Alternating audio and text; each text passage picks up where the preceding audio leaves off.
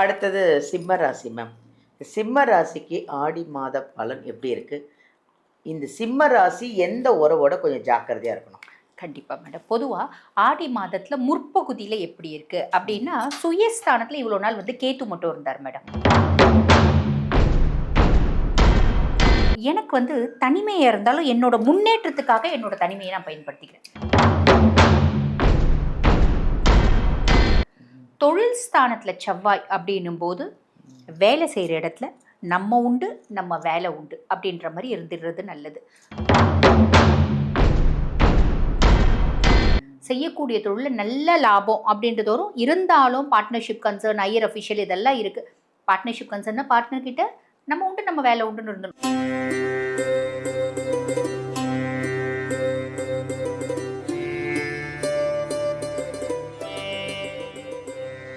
நீங்களும் ஜாதகம் கற்றுக்கணும், ஜோதிடம் கற்றுக்கணும் அப்படின்னு ஆசைப்பட்டீங்கன்னா, வீடியோலேருந்து நம்பர் எடுத்து எங்கள் தீபா அருளாளன் மேடம் கிட்ட நீங்கள் காண்டாக்ட் பண்ணி, நீங்களும் அஸ்ட்ராலஜர் ஆகலாம். உங்கள் ஜாதகத்தை நீங்கள் பார்த்துக்கலாம், உங்கள் ஃபேமிலி ஜாதகத்தை நீங்கள் பார்த்துக்கலாம். எல்லாருக்கும் வணக்கம். நான் உங்கள் பாலாம்பிகா.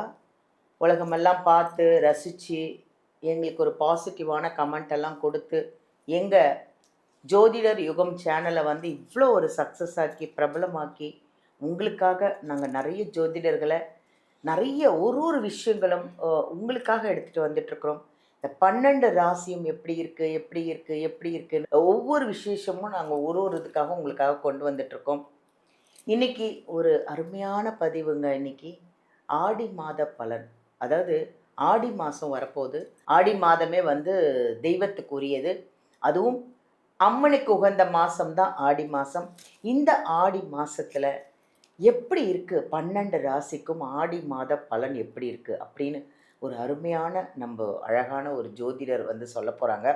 அதில் நான் ஒரு விஷயம் அவங்கக்கிட்ட ஒரு குறிப்பாக கேட்க போகிறது என்னென்னா, இந்த ஆடி மாதம் முழுவதும் யாராவது ஒரு உறவுக்கிட்டேருந்து பிரிஞ்சு இருந்தால் நல்லது அப்படின்னா அது என்ன உறவாக இருக்கும் அப்படின்னு நம்ம டாக்டர் தீபா அருளாளன் மேடம் கிட்ட வந்து ஆடி மாத பலனும் இதையும் கேட்க போகிறேன். வாங்க கவனமாக பாருங்கள், ஃபுல் வீடியோ பாருங்கள். அப்போ தான் உங்களுக்கும் அது ரொம்ப பிரயோஜனமாகவும் இருக்கும். நிறைய வந்து பலன்கள் சொல்கிறாங்க, நிறைய பரிகாரம், நிறைய விஷயங்கள். இதில் வந்து யார்கிட்ட பிரிஞ்சு இருந்தால் இந்த ஆடி மாதத்தில் நல்லாயிருக்கும், நம்ம உறவுகள்லேயே ஒருத்தரோட பிரிஞ்சு இருந்தால் நல்லாயிருக்கும் அப்படின்னா அதை நீங்கள் கவனமாக கேட்டுக்கணும். உங்கள் ராசியும் இதில் வருது, ஜாக்கிரதையாக கவனமாக கேட்டுக்கோங்க. ஓகேவா? பார்ப்போம்மா, உங்களை சந்திப்போம்மா. வாங்க மீட் பண்ணலாம். வணக்கம் மேம். வணக்கம். எப்படி இருக்கீங்க மேம்? நல்லா இருக்கேன் மேம். நீங்கள் எப்படி இருக்கீங்க? நல்லா இருக்கேன் மேம். நீங்கள்லாம் இருக்கும்போது எங்களுக்கு என்ன மேம் கவலை?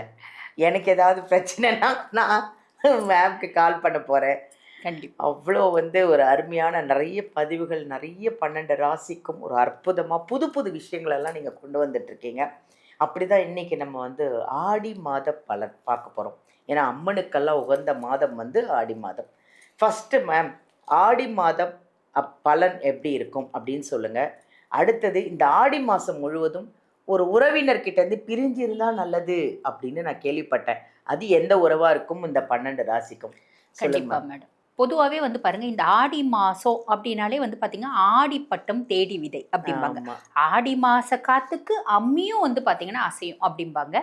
அதே மாதிரி வந்து பார்த்தீங்கன்னா மேடம், துள்ளி திரியும் சிங்கத்தின் மீது ஏறி பவனி வரும் தூயவளாம் அம்பிகையை உகந்த, அதாவது அம்பிகையை வந்து பார்த்தீங்கன்னா வழிபாடு பண்ண உகந்த மாதம் ஆடி மாதம். ஆடி மாதம் அம்பிகைக்கு மட்டும்தானா? இல்லையே, முருகப்பெருமானோட வழிபாடுக்கும் ஆடி மாதம் தான் அப்படின்னு சொல்லலாம். நம்மளோட பித்ருக்களுடைய வழிபாட்டுக்கும் நம்ம வந்து பார்த்தீங்கன்னா ஆடி மாதம் எத்தனையோ விஷயங்கள் ஆடியினோட பெருமைகள் இருக்க தான் செய்து, அதை ஒரு பதிவாகவே சொல்லலாம். அடுத்தது சிம்ம ராசி மேம். சிம்ம ராசிக்கு ஆடி மாத பலன் எப்படி இருக்குது? இந்த சிம்ம ராசி எந்த உறவோட கொஞ்சம் ஜாக்கிரதையாக இருக்கணும்? கண்டிப்பாக மேடம். பொதுவாக ஆடி மாதத்தில் முற்பகுதியில் எப்படி இருக்குது அப்படின்னா, சுயஸ்தானத்தில் இவ்வளோ நாள் வந்து கேத்து மட்டும் இருந்தார் மேடம். அப்போ கேத்து மட்டும் இருந்தார். எனக்கு எக்ஸ்ட்ரீம் ஃப்ரஸ்ட்ரேஷன் இருந்துச்சு. தனிமை வந்து பார்த்திங்கன்னா கொடுமையாக இருந்துச்சு ஒரு காலகட்டம். ஆனால் இந்த காலகட்டம் தனிமை எனக்கு இனிமையாக இருந்துச்சு அப்படின்ற மாதிரி ஒரு அமைப்பு.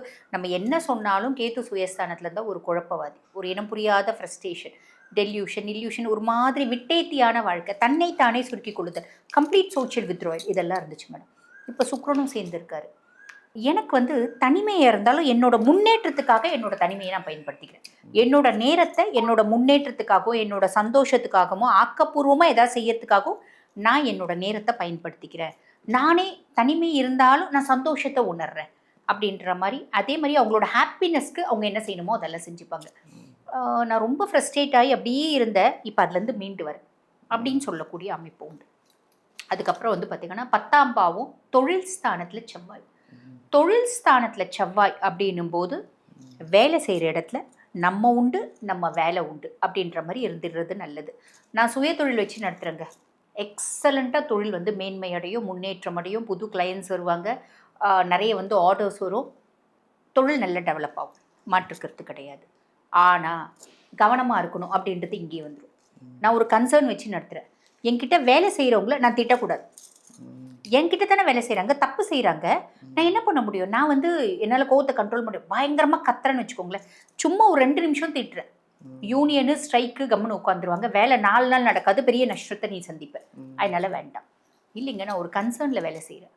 கன்சர்னில் வேலை செய்கிற அப்படின்னாலும் நம்ம கூட சக ஊழியர்கள் இருப்பாங்க பார்த்தீங்களா மேடம், சக ஊழியர்கள் இருக்காங்க, இல்லை நம்மளோட ஹையர் அஃபிஷியல் இருக்காங்க, வேணும்ட்டே நம்மளை டீஸ் பண்ணுறாங்க, சக ஊழியர்கள் உறவாடி உங்களை கெடுக்கிறாங்க அப்படின்னாலும் நீ கெடுக்கிறாங்க அப்படின்றத அவங்க முன்னாடி காமிச்சிக்காத, உனக்கு தெரியாத மாதிரி நீ அமைதியாக இருந்துறது நல்லது. அவங்க கிட்ட உன்னோட கோவத்தை நீ மேனிஃபெஸ்ட் பண்ணுற அப்படின்னா நமக்கு வந்து பார்த்தீங்கன்னா இந்த மந்த் ஒரு பெரிய ஆப் இருக்குது, தொழில் சார்ந்த பிரச்சனைகளை சந்திப்போம்.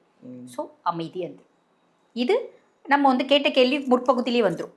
ஆனால் தொழிலில் மேன்மை இருக்கும், முன்னேற்றம் இருக்கும், பொறுப்பு அதிகரிக்கும், வேலை பளு அதிகரிக்கும், இரிட்டேட் ஆகாது, அது மட்டும் ஞாபகம் வச்சுக்கோங்க. 11ஆம் பாவம் லாபஸ்தானத்தில் புதன். நான் ஒரு கன்சர்ன் வச்சு நடத்துகிறேன், இவ்வளோ நாள் எங்கள் அப்பா எப்படி ஆரம்பித்தாரோ அதே மாதிரி தான் போயிட்டுருக்கு, ஆனால் இப்போ புது புது யுக்திகளை தொழிலில் கையாளுறேன், அதனால பெருத்த லாபம் அப்படின்றத நான் சம்பாதிக்கிறேன். என்னோடய ஃப்ரெண்ட்ஸ் அதுக்கு ரொம்ப சப்போர்ட்டிவாக இருக்காங்க. அதே மாதிரி 12ஆம் பாவம் விரயஸ்தானத்தில், மோட்ச விரயஸ்தானத்தில் சூரியனும் குருவும். நிறைய சிவன் கோயில் போகிறதுக்கான பிராப்தம் உண்டு, இங்கேருந்து திருச்செந்தூர் முருகனை போய் பார்த்துட்டு வரதுக்கான பிராப்தம் உண்டு, அதே மாதிரி குலதெய்வ வழிபாடு பண்ணுறதுக்கான பிராப்தம் உண்டு. ஸோ இந்த மாதிரி நிறைய நல்லது நடக்கும். கெட்டது என்ன அப்படின்னா அப்பாவுக்கு வயிறு சார்ந்த உபாதைகள் வரலாம், இருதயம் சார்ந்த பிரச்சனைகள் வரலாம், மருத்துவ செலவு லைட்டாக வரதுக்கான வாய்ப்பு உண்டு, சுப செலவு சாலிடாக நடக்கும், நீ சந்தோஷப்படுறதுக்கான நிறைய விஷயங்கள் நடக்கும், கவலைப்பட வேண்டாம். இது முற்பகுதி மேடம். பிற்பகுதி அப்படின்போது செவ்வாய் லாபஸ்தானத்தில் போயிடுறான், செய்யக்கூடிய தொழிலில் நல்ல லாபம் அப்படின்றதோறும் இருந்தாலும் பார்ட்னர்ஷிப் கன்சர்ன், ஹையர் அஃபிஷியல் இதெல்லாம் இருக்குது. பார்ட்னர்ஷிப் கன்சர்ன்னா பார்ட்னர்கிட்ட நம்ம உண்டு நம்ம வேலை உண்டுன்னு இருந்தணும், அந்த வேலை சம்பந்தமாக எந்த விதமான பிரச்சனைக்குள்ளேயும் நம்ம வந்து சும்மா எட்டி பார்க்குற வேலை கூட வேணாம், தூரந்து பார்க்குற வேலை கூட வேணாம், நம்ம உண்டு நம்ம வேலை உண்டுன்னு இருந்தணும். 12ஆம் பாவம் விரயஸ்தானத்தில் புதன், ஒரு சுப விரயம் அப்படின்றது நடக்கும். சுப விரயம் அப்படின்றது நிறைய பேர் வந்து பார்த்தீங்கன்னா பிள்ளைங்க படிப்புக்காக செலவு பண்ணுறது, பிள்ளைங்களை படிக்க அனுப்புறதுக்காக வெளிநாட்டுக்கு ஏதோ ஒரு ப்ராப்பர்ட்டி வியாபாரம் பண்ணுறது, புதுசாக குழந்தைங்களுக்காக ஒரு பொருள் வாங்குறது, இந்த மாதிரி ஒரு கம்ப்யூட்டர் வாங்கி கொடுக்கறது, இந்த மாதிரி நிறைய விஷயங்கள், ஒரு லேப்டாப் வாங்கி கொடுக்கறது, ஒரு ஐபேட் வாங்கி கொடுக்கறது, ஒரு ஃபோன் வாங்கி கொடுக்கறது, இந்த மாதிரி, இல்லை எனக்கே ஃபோன் வாங்கணுங்க லேப்டாப் வாங்கணுங்க, இந்த மாதிரி விரயங்கள் அப்படின்றது உண்டு மேடம். அதே மாதிரி சுக்கிரன் 2ஆம் பாவம் தன குடும்ப வாக்குஸ்தானத்தில் சுக்கிரன், குடும்பத்தில் நிம்மதி, சந்தோஷம், மகிழ்ச்சி, குதூகலம், காசு நடமாட்டம் எல்லாமே இருக்கும் மேடம். கோவத்தை மட்டும் நம்ம அது வந்து அஃபிஷியலி குறைச்சிக்கிறது நல்லது. Thank you ma'am, thank you. நல்ல அழகான ஒரு பதிவு மேம். சிம்ம ராசிக்கு ரொம்ப அழகாக சொன்னாங்க, நல்ல ஒரு அருமையான ஒரு பதிவு. இந்த ஆடி மாத பலன் அவ்வளோ நல்லா இருக்குது, யார்கிட்ட ஜாக்கிரதையாக இருக்கணும் அப்படிங்கிறதையும் சொல்லிட்டாங்க, ரொம்ப கேர்ஃபுல்லாக இருங்க மேம். இப்போது ஜோதிடம் கற்றுக்கிறதுக்கு நீங்களே வந்து நிறைய பேருக்கு கற்றுக் கொடுத்துட்ருக்கீங்க, நிறைய ஃபாரினர்ஸு, இந்தியாவில் இருக்கிறவங்க, தமிழ்நாட்டில் இருக்கிறவங்க, அப்ராடில், அமெரிக்கா, லண்டனில், சிங்கப்பூர், மலேசியாவில் எவ்வளோ பேருக்கு நீங்கள் வந்து எவ்வளோ மக்களுக்கு ஜோதிடம் வந்து கற்றுக் கொடுத்துட்ருக்கீங்க. அதனால் என்ன பெனிஃபிட்டு, எவ்வளோ பேர் கற்றுக்கிட்டு இருக்காங்க, எவ்வளோ விஷயங்கள்லாம் அதில் இருக்குது மேம்? மேடம் பொதுவாக வந்து பார்த்தீங்கன்னா இது வந்து 2 லெவல் தான் மேடம், 2 லெவல் கோர்சஸ் அப்படின்னு சொல்லலாம். ஃபஸ்ட்டு வந்து பேசிக்ஸ் எல்லாமே சொல்லி கொடுத்துரும். 2வது ஒரு அஸ்ட்ராலஜி ரிப்போர்ட் இருக்குது அப்படின்னா, ஒரு ஜாதகம் இருக்குன்னா அது எப்படி அனலைஸ் பண்ணணும் அப்படின்றது சொல்லி கொடுப்போம். 2 லெவல் கோர்சஸ் தான். பொதுவாக எல்லாருக்குமே அஸ்ட்ராலஜி நாலேஜ் அப்படின்றது வேணும் மேடம். காரணம் என்ன அப்படின்னா, astrology is supreme science, planets never சேலை. நம்ம நினைக்கிறோம் நம்மளோட புத்திசாலித்தனத்தினால தான் நம்ம வாழறோம், இல்லை கிரகங்களோட ஒரு ஆளுமையினால கிரகங்கள் நம்மளை ஆட்டி வைக்கிறாங்க. நம்ம வந்து பார்த்திங்கன்னா வாழறோம், கஷ்டப்படுறோம், வேதனைப்படுறோம், இல்லை சந்தோஷப்படுறோம், நிறைய விஷயங்கள் நம்ம வாழ்க்கையில் நடக்குது. அப்போ இந்த நேரத்தை நான் கணிக்க தெரிஞ்சிச்சு அப்படின்னா நான் வந்து பார்த்தீங்கன்னா என்னோட பல கஷ்டத்துலேருந்து மீண்டு வந்துட முடியும்.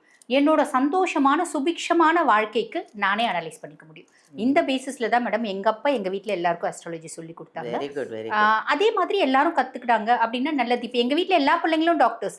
ஆனால் நான் சொல்லிட்டு இருப்பேன் எல்லாரும் அஸ்ட்ராலஜி கற்றுக்கணும். இன்னும் யாரும் கற்றுக்கலன்னு வச்சுக்கோங்க. ஆனால் நான் சொல்லுவேன் எல்லாரும் படிச்சுட்டு இருக்காங்க குழந்தைங்க. ஃபர்ஸ்ட் இயர் செகண்ட் இயர் படிக்கிறதே நிறைய வந்துரும் மேம் உங்க பிளட். ஆமா இல்ல நீ வந்து MBBS முடிச்சிட்டோன்னே அஸ்ட்ராலஜி நீங்க எல்லாரும் படிக்கணும் அப்படின்றது எங்க ஃபேமிலிக்கே நான் சொல்லி கொடுக்க போறேன். அது நல்லதுக்காக மேடம். வேற சூப்பர் சூப்பர். மேம் சொன்னதை நீங்கள் எல்லாரும் கேட்டிருப்பீங்க. அதனால் நீங்களும் ஜாதகம் கற்றுக்கணும், ஜோதிடம் கற்றுக்கணும் அப்படின்னு ஆசைப்பட்டீங்கன்னா வீடியோலேருந்து நம்பர் எடுத்து எங்கள் தீபா அருளாளன் மேடம் கிட்ட நீங்கள் காண்டாக்ட் பண்ணி நீங்களும் அஸ்ட்ராலஜர் ஆகலாம். உங்கள் ஜாதகத்தை நீங்கள் பார்த்துக்கலாம், உங்கள் ஃபேமிலி ஜாதகத்தை நீங்கள் பார்த்துக்கலாம். ஹாப்பி தானே? தேங்க்யூ.